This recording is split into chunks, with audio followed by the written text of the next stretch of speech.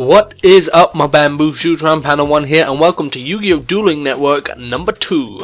Today I'm going to be showing you a new deck that I've recently made. I think the recipe for it's been out there for a while now, but I'll put the recipe, either the link or the recipe itself in the description below so you guys can check it out, maybe if you want to make this deck yourself.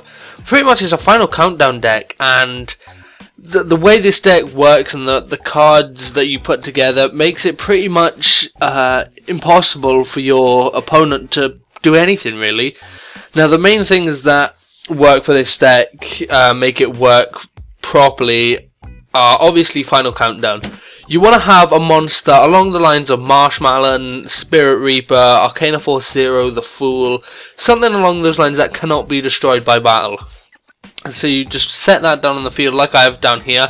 I have my Marshmallon in a face down defense position, and I have a Kaiser Colosseum. A Kaiser Colosseum is amazing for this deck. Pretty much what it does, it allows your opponent, it makes your opponent only have monsters equal to the same amount of monsters you have, if that makes sense. So if I have 2 monsters, the max amount of monsters my opponent can control is 2.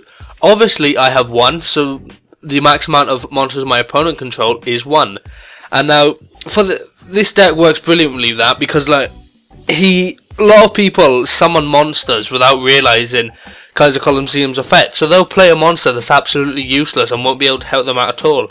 Like Cyber Dragon here, I mean, he realizes I have a Scrap Iron Scarecrow face down on the field, so if he attacks, I just negate his attack, and Kaiser Colosseum only allows him to have 1 monster, so that's the only monster that's going to be able to attack at a time. So I'm pretty much set here. He can't get through to me. My monster, if he can eventually get through to it, is a monster that cannot be destroyed by battle, so I'm pretty much set here. Some other cards that work really well with this deck are Dark Bribes and Gold Sarcophaguses. Now, the Gold Sarcophagus lets you pretty much get any card you want out of your deck, remove it from play, and then 2 turns later, place it in your hand. I use the Gold Sarcophaguses to get cards like Dark Bribe out, Final Countdown obviously, that's always the go-to card you want for this deck, is your Final Countdown. So, whether you draw the Final Countdown first, or the Gold Sarcophagus, you just use that card, and then get Final Countdown out there as soon as possible. Now, for those of you who don't know, the way Final Countdown works is every turn, after 20 turns have passed, you automatically win the duel. To activate the card, you need to pay 2,000 life points, and then obviously 20 turns later, you'll win the duel.